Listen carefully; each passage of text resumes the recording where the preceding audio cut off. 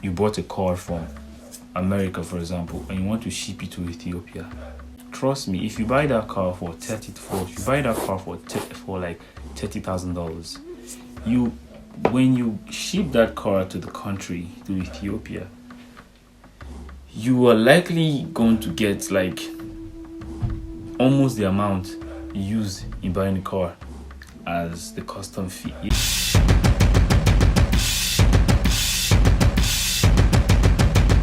Hey, what up, it's your boy Destiny. We're back again with a brand new edition. I want to say a very big thank you to all my subscribers. If this is your first time joining us on this platform, please don't forget to smash that subscribe button. Don't forget to like, leave a comment down below.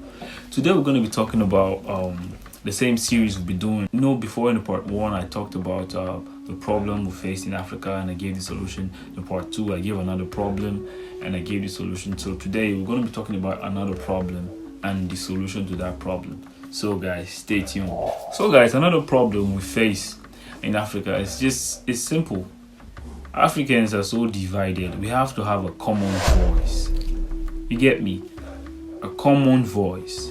So apart from the Westerners, what the politicians do, what the government basically do, is to try to separate everybody so they don't have a common voice, because you can't beat the crowd. If everybody should have a common voice, right? If everyone should have a common voice and everybody go for that particular thing they are fighting for, the government will have to bend to the cry of the citizens. It is what it is. So that's why most times the government try to cause a division between people when they see that people are getting united against them. And because when everybody come together to fight a common goal, they will surely succeed. It is what it is. So they try to cause a division so they can break the whole plan, so that they can't really fight for what they actually want to fight for. So having a common voice will really go far in Africa. So if, for example, like take Ethiopia for example now, if for example, like this is not what maybe I heard or something, this is what I know. Like if you should buy something, let's take for example, you bought a car from outside of Ethiopia and you want to, like for example, you bought a car from America, for example, and you want to ship it to Ethiopia. Trust me, if you buy that car for like $30,000, when you ship that car to the country, to Ethiopia, you are likely going to get like almost the amount you use in buying the car as the custom fee. It is what it is. It's not easy for the common man to do business right there, because I wanted to do I wanted to cargo some stuff before and I was told not to, because the cargo, the custom fee is going to be equivalent to the amount of money I use in buying what I bought. So I was shocked at first, but it is what it is. I just said okay, you get me? If everyone should come together and say, okay, the custom fee for this is too expensive, you have to bring it down for us so we can at least get gain from it. So at least we can do more businesses, so that at least there'll be more way for us to do more import and export businesses. It would be good if everybody have a common voice and talk to the government. Understand? There are peaceful protests. Yes, there are peaceful rallies and peaceful protests you can do. It is what it is. It will work. Take Nigeria for example, my country. There was a time where this whole police brutality was everywhere, and I know everybody heard of this whole NSAS of a thing. It got really so wild, and I was shocked to some extent, because at that point in time, the first time in my country, everybody had a common voice. Everybody came outside. The news was everywhere, and the government, they had no choice. Although some casualties happened, a lot of people and everything, but they had to bend to the cry of the people. They ended SARS, and at the end bringing up another group, like thereby rebranding that SARS, but that name was no longer there. You understand? So that's the power of unity. That's what unity can do.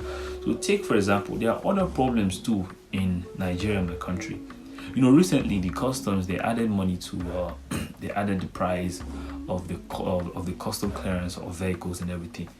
The people stormed to the custom office and they said, no, we can't accept this, da.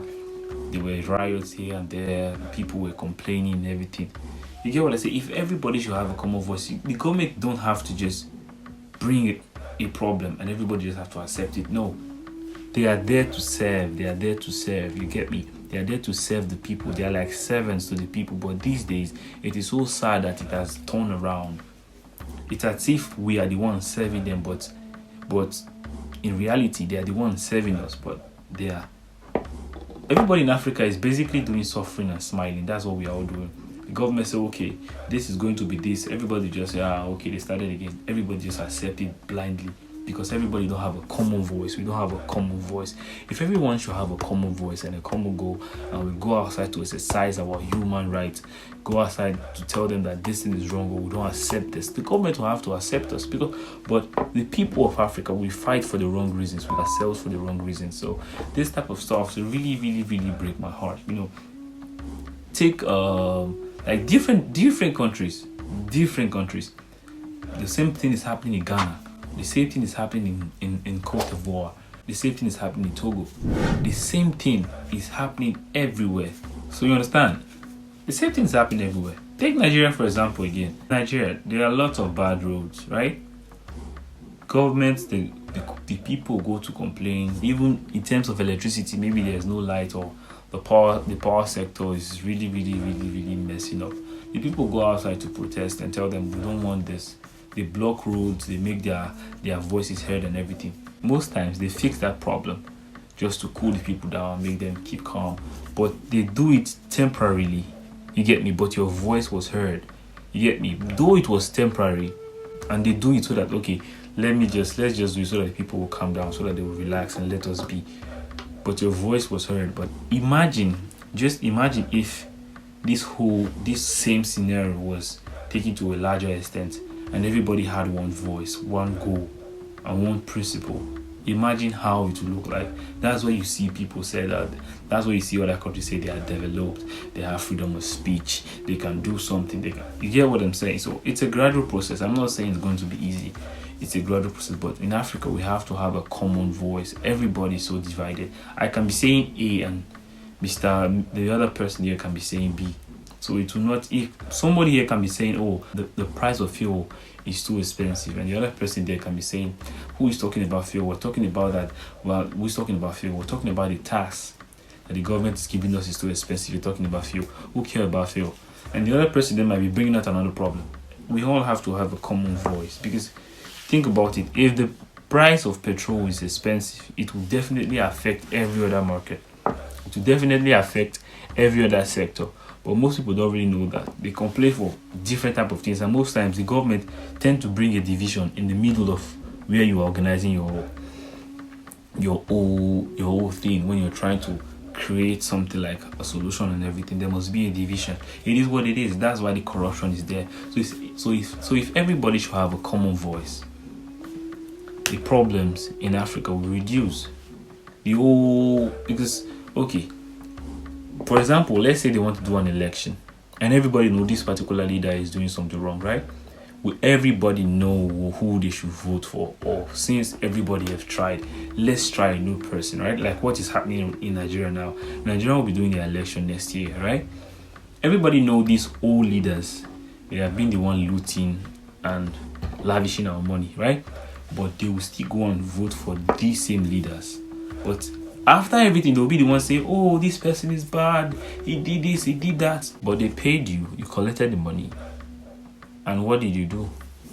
You voted for the wrong person. And after everything, you kept on complaining, oh no, this, that, this person is bad. Because I can really tell, I knew how many of my friends that would have for this our present president of Buhari. Everybody kept on saying, say Buhari, say Buhari, say Buhari. You get me? Everybody voted for him. The first time, things didn't work out well. The second time, they voted for him again. So now, they want to bring another person that has been in government before. Instead of trying someone new. What happens if you try someone new?